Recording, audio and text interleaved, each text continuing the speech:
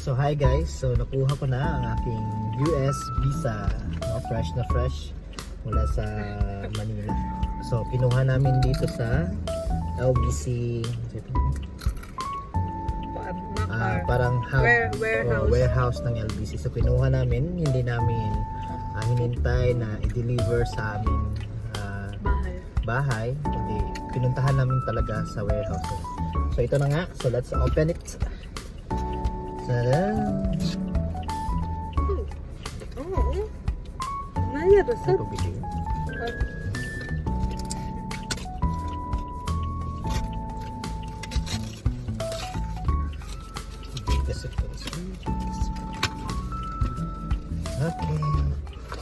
So ito na nga guys. So first, yung passport ko and my DS 2019.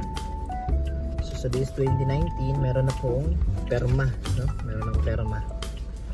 And ito. Hala. So ito na nga guys. So ito na po yung visa ko.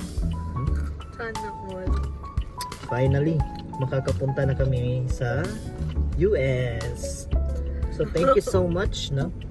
So try nyo din mag-apply for visa at magturo sa US. So good luck on your journey. Bye-bye!